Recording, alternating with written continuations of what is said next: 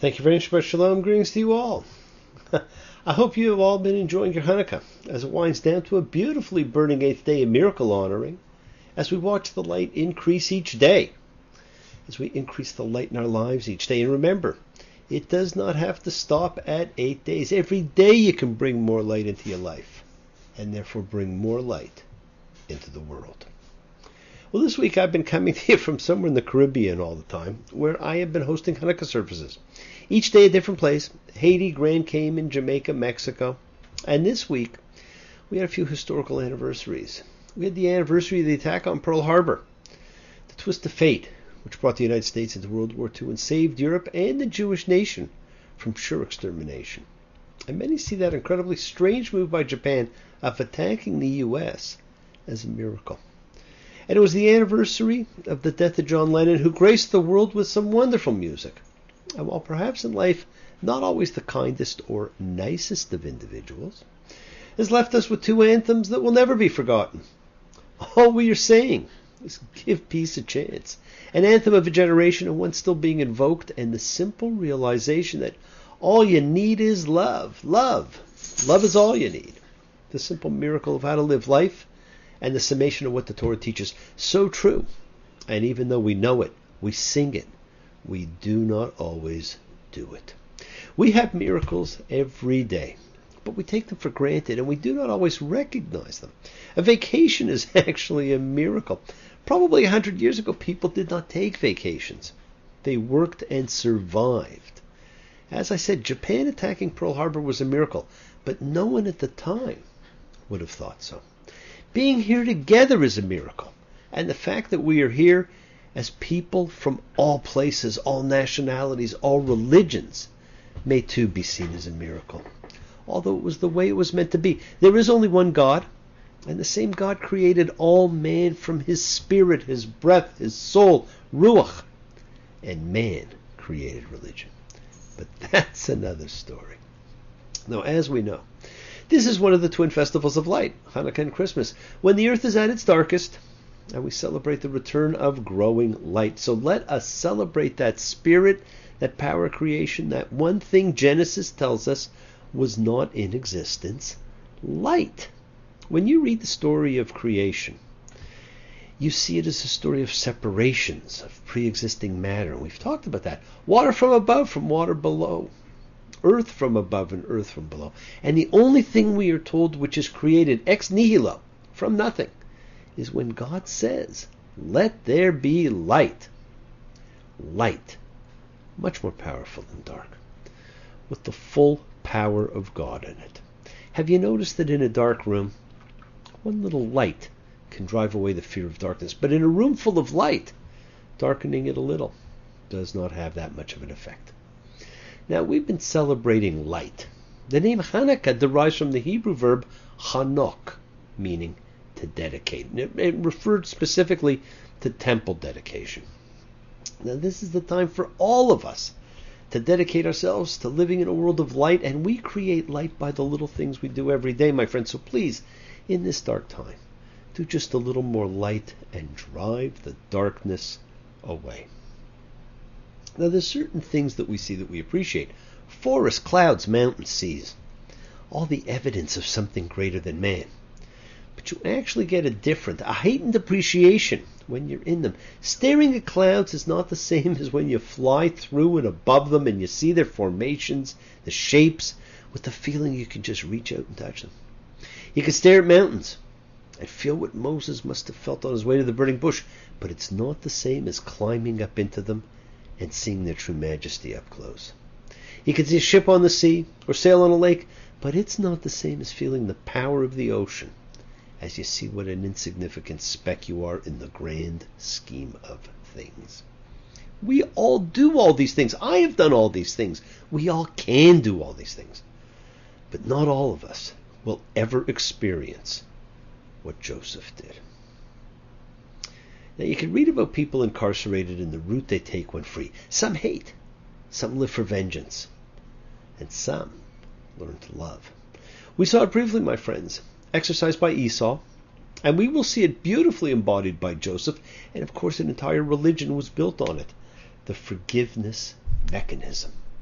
Esau forgave Jacob for his stealing and deceptions. Joseph, who could and to many should have harbored a grudge and hatred toward his brothers, but instead forgave them and even saw them as agents of God. Had they not orchestrated his sojourn to Egypt, his family would have perished, and none of us would be who we are today.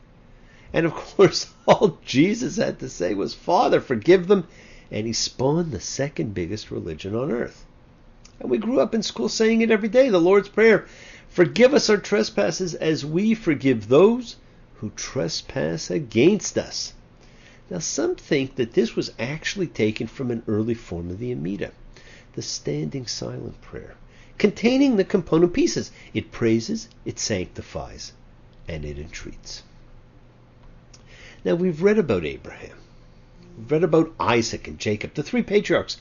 But the one to emulate is Joseph. Technically not a patriarch, but the true savior of the people and a man who was an example of love and forgiveness. Friends, we have had some pretty powerful and pretty amazing dreams in the Torah so far.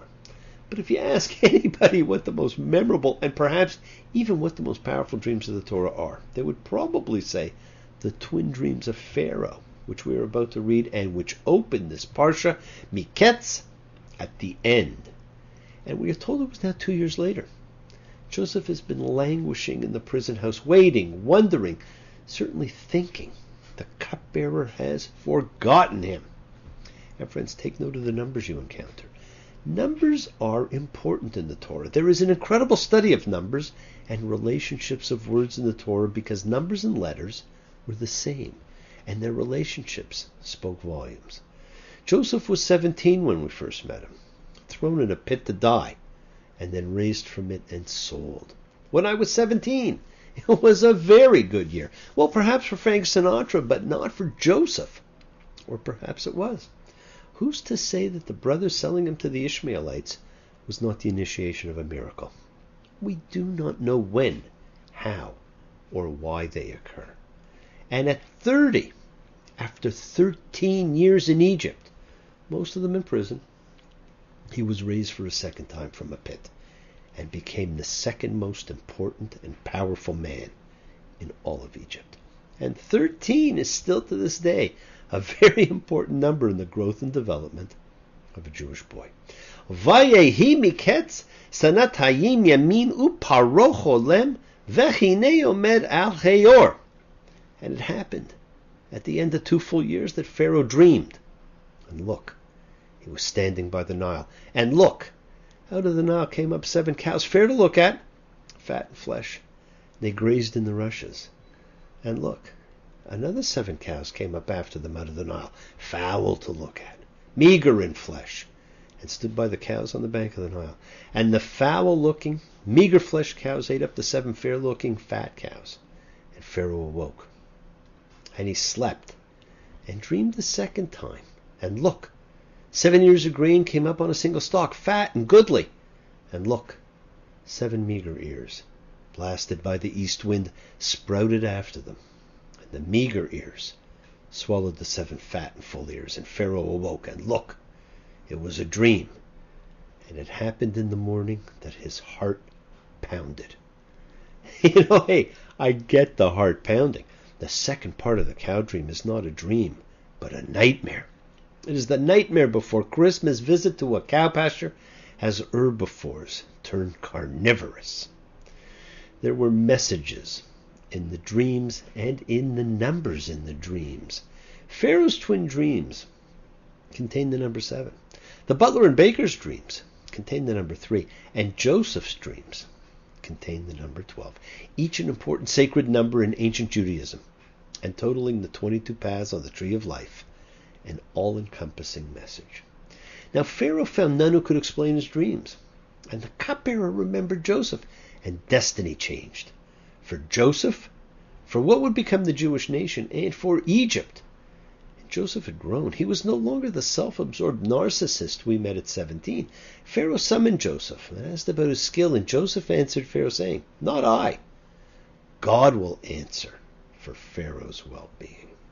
Now the words of wisdom, of knowing where all things, words, thoughts emanate from, of knowing our true place You know what? He's aged a few physical years, but he's aged 1,000 spiritual years.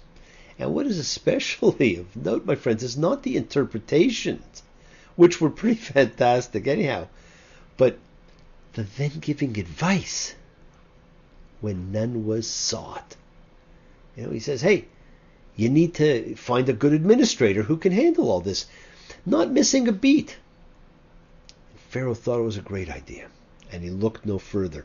And it's interesting that the name for God which Joseph uses in talking to Pharaoh is Elohim, which means that is a familiar name to Pharaoh. Hey, Joseph's been there 13 years.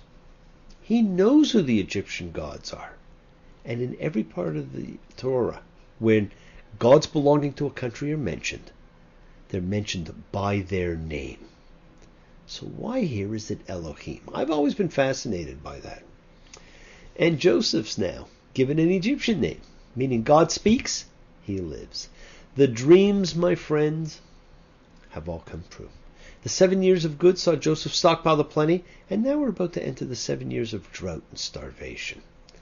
And during this time, Joseph will prove just how good an administrator he was for Pharaoh as he acquires all the remaining land and crops for Pharaoh and all the silver and everything else. And his father and his brothers are feeling the effect of the drought. And Jacob decides, well, you know what? They should get some food in Egypt. Now the text reads in Genesis 42:1, and Jacob saw that there was grain in Egypt. And Jacob said to his sons, and there's those two verbs again, to see and to hear. Those are the two verbs that created Isaac's karma. They became the names of Jacob's first two sons and play out in his karma with his wife and with his children, and we will see them throughout the rest of the Joseph Chronicles come into play. And we all remember what happens. The brothers leave Benjamin at home. They go down to Egypt. Joseph recognizes them, but they don't know him. And his first dream comes true. Genesis 42:6. And Joseph's brothers came and bowed to him, noses to the ground. Now, I don't know, but it sure seems to me that biblical karma was certainly pretty instant. And of course, there's no reason for them to recognize him. To them, Joseph's dead. And no one would think that the second most important man in Egypt would ever be their brother. Now, some of the greatest stories, plays, and films that we see and have read have the tried and true theme of mistaken identity. Much Ado About Nothing, Twelfth Night, The Comedy of Errors, The Big Lebowski. This is a beautiful mistaken identity story. And just to keep the brothers in the dark longer, he could understand what they said, but they did not know that he understood them because he kept an interpreter there. But of course, he still understood Hebrew. You can almost feel their karma unfolding. But this, too, is in for a twist. People tell me it's a sin to know and feel too much within. I still believe she was my twin, but I was born too late. Blame it on a simple twist of fate. The karmic touches are tremendous. The brothers talking about the guilt they feel, not over the charge of stealing, but of what they had done to Joseph. We learn he pleaded with them when they threw him in the pit. Perhaps we look at them a little bit differently now. And rather than rejoice in his victory, we are told Joseph wept. And this is the first of 3 times that he weeps, my friends. They buy food. They have to leave Simeon. They leave. They find their silver's been returned. And that freaks them out, and they get all afraid by that. We then see Jacob not overly concerned about his son Simeon being held in prison, while he and the others ate all the food that they brought back. And only when they were hungry again did he think that they should go back down to Egypt and get more.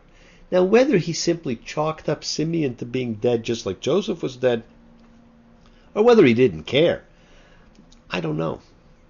The more you read about him, the more you kind of have to wonder about the character of this man who has lived in fear and deception his whole life. Now, Joseph warned them not to come back without their brother Benjamin.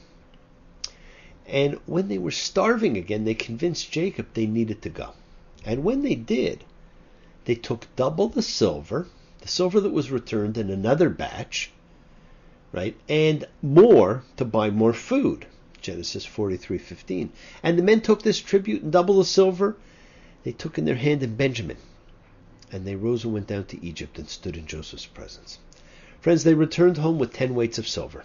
Each brother's payment was returned. Now they take that and double it. And so they come to give Joseph 20 weights of silver to he who was sold for 20 pieces of silver. The numbers will continue to speak out in this whole section.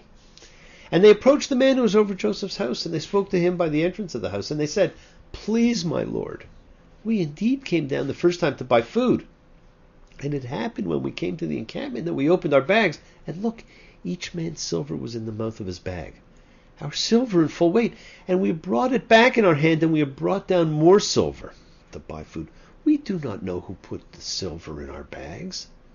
And he said, "All is well with you. Do not fear. Your God and the God of your father has placed treasure for you in your bags. Your silver has come to me." You see, friends, it is as easy as that. But we don't want to believe it. Do not fear.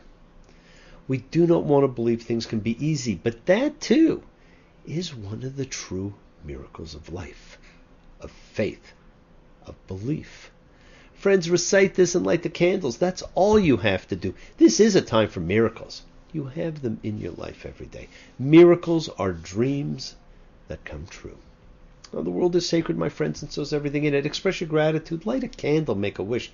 Celebrate your life and the lives of those you love. Share your feelings with them.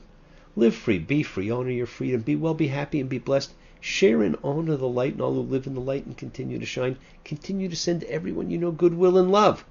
Pray for peace and freedom for everyone, an end to terror and hatred. Remember, friends, we are a community. We learn together, we celebrate each other, we love each other. We share this ride together, men and women equally. Let us send out love, not fear. Send out peace, harmony, good healing to all who need it. And please, learn to forgive and learn to love. Follow the call of freedom. The journey is there and it's waiting for you, and it's yours to enjoy. Now, thank you all. Love you. See you all next time. I do love seeing you all again. And remember, your wishes do come true.